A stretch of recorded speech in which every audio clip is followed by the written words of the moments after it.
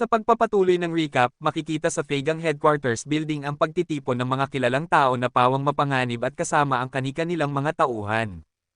Agad na nagtanong ang isang boss kung ano raw ang nangyayari sa Faceyang Company, at idinugtong pa niya na hindi pa rin daw siya makontak ng mga ito. Galit niyang sinabi kung hindi ba raw nila alam na may pagpupulong sa araw na iyon. Ito ang boss na si Gedenway mula sa Primitive Stone Excavation Site. Agad namang sumagot ang kabilang panig at sinabi na hindi raw ito mahalaga dahil ang Faceyang ay pawang tagapamagitan lang para sa overseas connections. Idinugtong pa niya na kung hindi raw sila epektibo, maaari silang palitan. Binigyan pa ng utos na kung hindi dadalo ang Faceyang sa araw na iyon, hindi na sila muling tatanggapin sa mga susunod pang pagpupulong. Ito naman ang boss na si Chin Pleiades mula sa Real Estate Control Site. Samantala, makikita ring naroroon si Mrs. Wee, kasama ang ating bida, at maging si Doubtful, ang boss na nagpadampot sa kanya noon. Agad na nagsalita si Doubtful at sinabing bakit daw ba kailangang intindihin ang maliliit na bagay, gayong ang tunay na protagonista ng araw na iyon ay nasa harap na nila mismo. Si Doubtful ay mula sa Human Organ Processing Site. At si Mrs. Wee Schumann naman ay kinilala bilang balo ni Chono, at kasalukuyang boss ng Fagang. Habang nakatayo ang ating bida, mapapansin na nakangiti ito at sa kanyang isipan ay naglaro ang mga katagang, nasa eksena na ang lahat ng aktor. Malapit nang magsimula ang palabas. Agad na nagsalita si Mrs. Wee at sinabi na dahil kumpleto na ang lahat, dapat na silang magsimula. Ipinaliwanag pa niya na ang taunang tradisyon ng Fagang ay ang Revenue and Profit Assembly, na karaniwang pinangungunahan ng boss na si Chono. Ngunit, ayon kay Mrs. Wee, si Chono ay trahedyang namatay sa pagsabog ng kanyang private yacht 5 araw ang nakalipas. Dagdag pa ni Mrs. Wee na ang pulong na iyon kasama ang mga elders ay maituturing na isang hongmen banquet, at lantaran niyang sinabi na layunin nilang agawin ang kapangyarihan. Tandaan, ang hongmen banquet ay isang tanyag na kwento sa China kung saan si Xiang Yu ay nagtangkang ipapatay ang karibal niyang si Liu Bang sa isang piging. Biglang tumawa ng malakas si Gedenway at sinabing nagustuhan niya ang diretsahan at walang paligoy-ligoy na pananalita ng hipag. Idinugtong pa niya na hindi rin siya magpapaligoy-ligoy, bagamat sila ay nalulungkot sa pagkamatay ni Chono, hindi raw maaaring manatili ang Fagang na walang boss. Kaya, upang mapanatili ang katatagan, kinakailangan na silang magtalaga ng bagong pinuno sa araw na iyon. Ganon din ang tugon ni Chin Pleiades. Agad na nagsalita siya at sinabing mas bagay kay Mrs. Wee ang salitang panggagapang ng kapangyarihan. Dagdag pa niya na silang tatlo ang mga founding elders ng Fagang, kasama si Boss Chono. Kaya't natural lamang, ayon sa kanya, na sila ang pumalit pagkatapos ng pagkamatay nito. Agad na nagtanong si Mrs. Wee kung ang tinutukoy ba nila ay unfortunate demise. Matapang niyang sinabi na ang pagtatanim ng pampasabog sa yacht ni Chono at ang kaalaman sa kanyang itinerary ay mga bagay na tanging sila lamang ang may kakayahang gawin. Tinapos niya sa pagtatanong kung tama bang ipalagay na isa sa kanila ang pumatay kay Chono. Dahil dito ay nagkatitigan ang tatlo at nginitian siya. Agad na nagsalita si Doubtful at sinabing mahusay daw ang pagkakasabi ni Mrs. Wee. Dinugtungan pa niya na kapag siya ang naging boss, gagamitin niya ang lahat ng resources ng Fagang upang tulungan si Mrs. Wee sa paghahanap ng tunay na salarin sa pagkamatay ni Chono. Agad na nagtawanan ang lahat at napuno ng ingay ang buong bulwagan. Tahimik namang nag-isip ang ating bida at naisip niya na si Chono pala ang boss ng gang at patay na ito. Sa isip niya ay binuo niyang plano na dapat sana'y hulihin ang mastermind at isuko sa mga awtoridad, ngunit tila nagbago ang takbo ng mga pangyayari. Sa sarili niyang isip ay idinugtong pa niyang, hintayin at pagmasdan na lang natin ang susunod. Agad na sumigaw si Mrs. Wee at nagtanong kung nakalimutan na ba ng lahat ang pinagmulan nila. Ipinaalala niya na nang itatag ni Boss Chono ang Jade Gang mula sa wala, iyon ay dahil sa pinagsamang pagsisikap at sakripisyo ng lahat. Ngunit, ayon sa kanya, dahil sa karahasan ay marami ang nasawi, marami ang nasugatan, at marami ring nabihag at pinatay sa pamamagitan ng baril. Idinugtong pa niya na nagbago na ang panahon, at ang layunin nila ngayon ay hindi na ang sapilitang agawan ng kapangyarihan, kundi ang pangalagaan ng pamana ng pamilya at tahakin ang daan ng katwiran. Bago siya bawian ng buhay, ang huling habilin ni Boss Chono ay para sa Fagang na tahakin ang landas ng pagiging tama at magpatuloy sa lehitimong negosyo. Sa kabila ng panganib na dulot nito sa kanya, ipinahayag ni Mrs. Wee na igagalang niya ang huling habilin ni Chono, at higit pa riyan, hahanapin niya ang tunay na salarin at ipaghihiganti ang kanyang pagkamatay. Dahil sa mga sinabi ni Mrs. Wee, agad na nag-ingay at nagsigawan ang mga tauhan niya. May isa na agad na sumuporta at nagsabi raw na sinasang-ayunan nila ang kanilang sister-in-law. May isa namang nagsabi pa raw na tapos na ang panahon ng patayan at karahasan. Habang ang iba ay nagpahayag din na tama raw si sister-in-law sa kanyang sinasabi. Agad na natuwa ang ating bida at sa isip-isip niya ay nasabi raw na napakalakas ng dating ng babaeng ito at tunay na kahanga-hanga. Ngunit agad na sumigaw si Mr. Chin at buong tapang na sinabi raw na hindi dapat baguhin ang matagal ng pamamalakad ng Feigang base lamang sa iisang pahayag. Kasunod nito, ngumiti si Gedenwei at nagsalita raw ng may halong panunumbat. Sinabi nito na dahil si Wei Shuman ay asawa ng yumaong si Chano, tila kaina hinala raw na siya pa mismo ang nag-udyok sa lahat ng kaguluhang ito. At kung susuriin daw, siya ang pangunahing pinaghihinalaan at pinagsususpetsahan na sisire sa loob ng Feigang. Agad na sumigaw si Mrs. Wei at mariing sinabi raw na uulitin niya ang kanyang pahayag. Dito na may tumawa si Doubtful at nagbiro raw na narinig niyang nagtungo pa si Mrs. Wei sa Jade Market upang magsugal sa mga bato dahil kapos na raw ito sa pera. Idinugtong pa niya na ano raw ang karapatan nitong siguruhin ang ikabubuhay ng lahat kung nakasalalay lamang sa kanyang kakayahang humusga ng mga bato ang lahat. Agad ding nagsalita si Mr. Chin at sinabi raw na isa lamang siyang babae, kaya't wala raw itong karapatang mga siwa sa buong Feigang. Sa kanyang palagay, kahit sino man daw sa kanilang tatlo ang maging bagong pinuno, dapat sumunod na lamang siya at manatili sa posisyon bilang big sister-in-law. Dahil dito, agad na nagalit ang isa sa mga tauhan ni Mrs. Wei at itinutok ang baril kay Mr. Chin. Sinabi pa raw nito kung paano nagkaroon ng lakas ng loob si Chin na magsalita ng ganoon laban sa kanilang sister-in-law. Ngunit biglang umalangaw-ngaw ang putok ng baril. Tinamaan sa ulo ang tauhan ni Mrs. Wei at agad na bumulagta, patay. Nagulat si Mrs. Wei sa nangyari. Kaagad na nagsalita si Mr. Chin, na siyang bumaril, at mayabang na sinabi raw na kahit isang aso ay naglakas loob na itutok ang baril sa kanya. Tumayo naman si Gedenwei at lumapit kay Mrs. Wei. Agad niyang sinabi raw na wala nang kailangang investigasyon dahil siya mismo ang pumatay kay Chano. Idinugtong pa niya na gusto raw ni Chano na linisin ang Feigang kaya't siya mismo ang nagpatay dito upang hindi mawala ng ikabubuhay ang libu-libong kasamahan nila. Habang nakangisi ay hinawakan pa raw nito ang baba ni Mrs. Wei at nagsabi na napakaganda raw niya at sayang na naging byuda lamang ito. Inalok pa niya na maging babae niya na lamang ito upang makalimutan ang lahat sa isang gabi. Ngunit ngumiti lang si Mrs. Wei habang may hawak siyang isang bagay at agad na sinabi raw na sa wakas ay umamin din ito.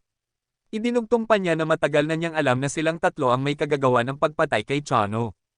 Tinanong pa niya si Doubtful kung hindi ba raw nito naisip kung saan napupunta ang lahat ng pera niya. Ipinaliwanag pa niya na ginastos niya iyon para sa mga pampasabog.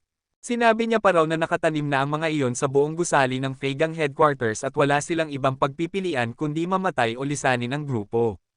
Binigyan niya raw ang lahat ng 10 segundo upang magpasya. Agad na nagulat ang mga tao sa narinig.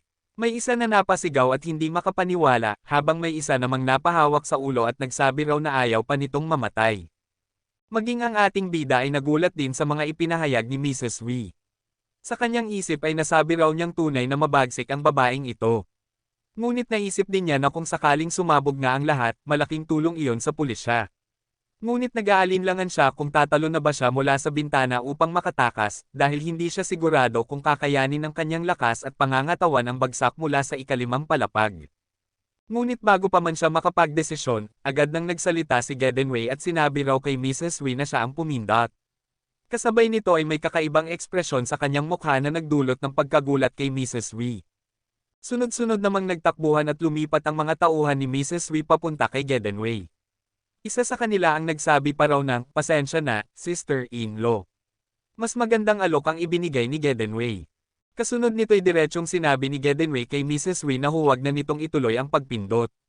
Sapagkat kahit ipahanda raw nito ang mga pampasabog, kaya rin niyang suhulan ang mga tauhan upang huwag na itong paganahin. Habang pilit na pinipindot ni Mrs. Wei ang hawak niyang aparato, walang anumang nangyayari. At idinugtong pa ni Gedenwei na tama lang raw ang pagkakagastos niya ng pera, dahil sa panahong ito, ang tunay na paraan upang maging pinuno ay ang pagkakaroon ng salapi. Dito, makikitang tila nalugmok at nawala ng pag-asa si Mrs. Wei. Sa kanyang mukha'y mababakas ang pagkabigo at panghihina, habang ang buong bulwagan ay nagmistulang pinigil ng katahimikan. Habang naglulugmok si Mrs. Wei, makikita naman si Gedenwei na nakikipag-usap sa dalawa pang boss. Sinabi pa nito na kahit si Chano ang opisyal na boss at may natitirang kapangyarihan, kapag silang tatlo ay nagsanib, ang huling pasya ay sa kanya pa rin mapupunta. Idinugtong pa niya na ang pinakamahalaga sa lahat, kung susunod lamang ang lahat sa kanya, magkakaroon sila ng pera at pagkain upang kanilang ikasisiya. Sabay-sabay namang sumang-ayon ang mga kasama at nagpahayag ng kanilang suporta. Ipinagmalaki pa ni Gedenwi na sa pamamagitan ng kanyang kalakalan ng mga hilaw na batong hiyas, kumikita siya ng humigit kumulang 870 bilyong yuan taon-taon, at tanong pa nito kung hindi ba sapat iyon upang siya ang maging tunay na pinuno ng kanilang grupo. Natawa si Dao Tuo at sinangayunan ang sinabi ni Gedenwi, ngunit may kalaswan pa nitong idinagdag na nakapanghihinayang daw dahil napakaganda ng asawa ng kanilang kapatid, at nais niya ring malasap ito. Agad namang sumagot si Gedenwi at sinabi na wala siyang problema roon, at ipapagawa pa niya kay Schumann na magsilbi sa kanilang lahat ng salaitan. Natawa ng malakas si Dao Tuo at sinabi na tunay nga itong malaking kapatid. Tumawa rin si Gedenwi at pabirong tinanong si Dao Tuo kung gaano na ba katagal nitong pinagnanasaan si Schumann. Sagot naman ni Dao Tuo na mula pa nang ikasal ito kay Chano, mayroon na siyang pagnanasa rito. Dagdag pa ni Gedenwi na noong kabataan ni Chano ay hindi nito alam ang pagpipigil sa sarili, dahilan upang maubos ang lakas ng kanyang katawan, at simula nang ikasal si Schumann dito ay malamang na hindi na sila nagiging masyadong malapit bilang mag-asawa. Mariin namang sinabi ni Dao Tuo na kung ganoon, hindi ba't exclusive na si Schumann para sa kanila? At nakangising tanong pa nito kung hindi ba siya pwedeng bigyan ng pagkakataon kay Schumann. Sa mga narinig, hindi na napigilan ni Mrs. Wei ang sobrang galit. Mariin niyang pinapigilan ang sarili ngunit kusa nang napapapikit ang kanyang mga kamao sa tindi ng kanyang nararamdaman. Ngunit bigla siyang nagulat nang magsalita ang ating bida. Mariin itong sinabi na hindi pa oras upang mawala ng pag-asa. Idinugtong pa nito na kahit ano pa ang kanyang sabihin, dapat lamang na makipagtulungan sila.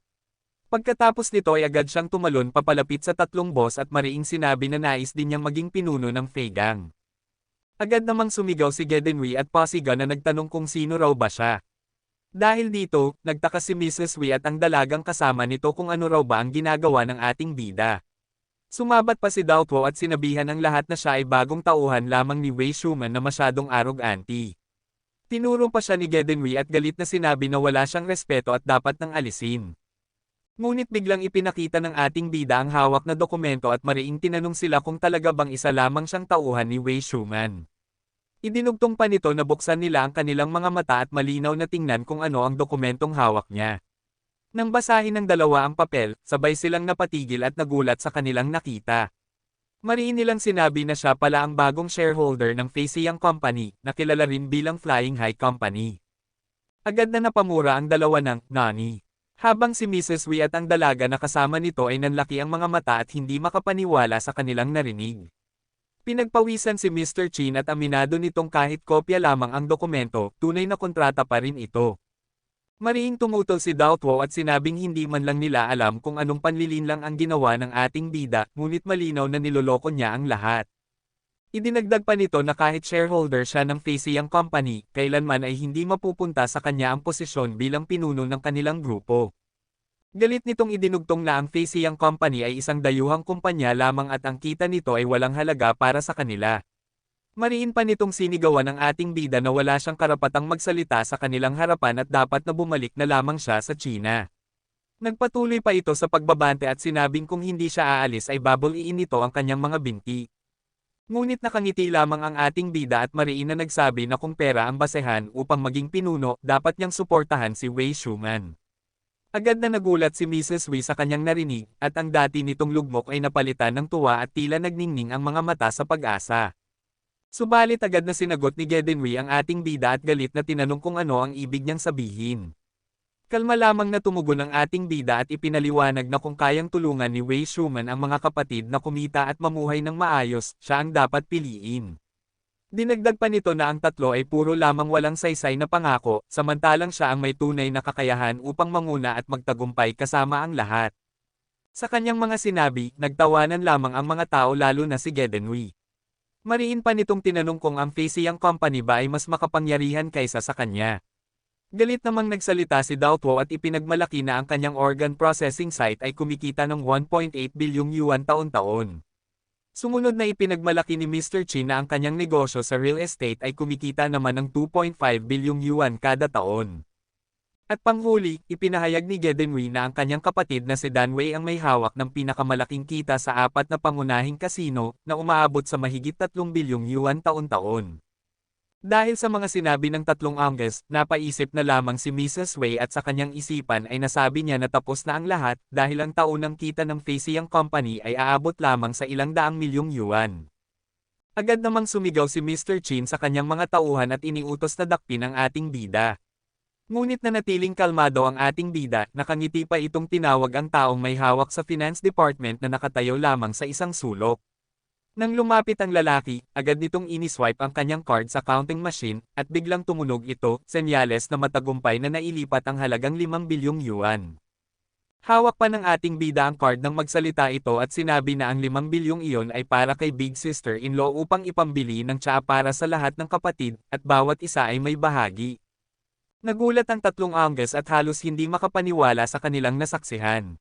Lalong namilog ang mga mata ni Mrs. Wei at nabulalas pa nito na siya ba'y talagang nanlilaber. Nagkagulo ang mga tauhan ni Mrs. Wei at isa-isa silang nagbigay ng komento. Ang isa ay nagtanong kung magkano raw ang matatanggap nila bawat isa.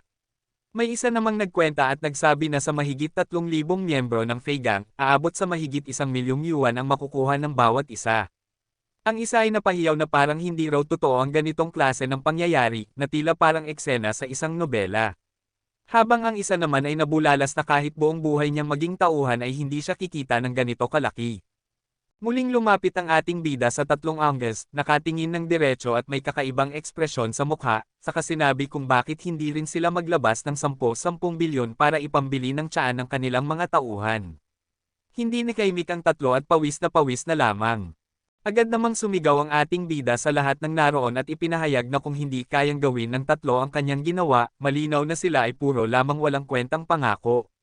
Dagdag pa niya na kung si Big Sister-in-law ang kanilang susundan, lahat sila ay magkakaroon ng masaganang pagkain, maayos na buhay, at isang matuwid na landas na walang panganib, walang pag-aaway, at walang madadakip o makukulong. Mariin pa nitong idinugtong na mula ngayon, magkakaroon sila ng mataas na kita at makapamumuhay ng lubos, at ito ang landas na nais ni Big Sister-in-law at ni Boss Chano para sa lahat. Dahil dito, isa-isa nang lumapit ang mga tauhan, hindi lamang ni Mrs. Wei kundi pati na rin ang mga tauhan ng tatlong Angus. Lahat ay nagsisumbalit kay Mrs. Wei at nagsisigaw na sila'y nagkamali, nalito lamang, at handa na muling sumunod sa kanya hanggang sa huling sandali ng kanilang buhay. Galit na galit ang tatlong Angus sa pagkakanulo ng kanilang mga tauhan. Ngunit labis na ikinagulat ni Mrs. Wei ang mga nangyayari. Habang dagsa ang mga tao sa kanyang panig, napatingin siya sa ating bida at napabulong sa sarili na kayang-kaya nitong baliktarin ang sitwasyon gamit lamang ang ilang salita. Sa kanyang isipan, nagtatanong siya kung ano ba talaga ang pinagmulan ng taong ito.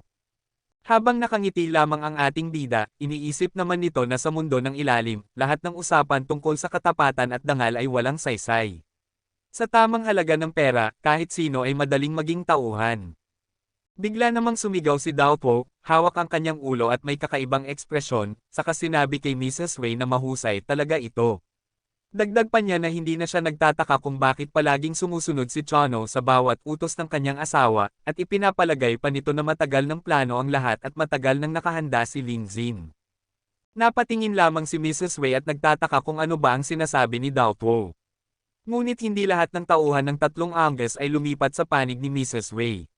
Muli namang sumigaw si Mr. Chin at sinabi na walang kabuluhan ang lahat ng usapan dahil sa ngayon, lakas lamang ang dapat manig.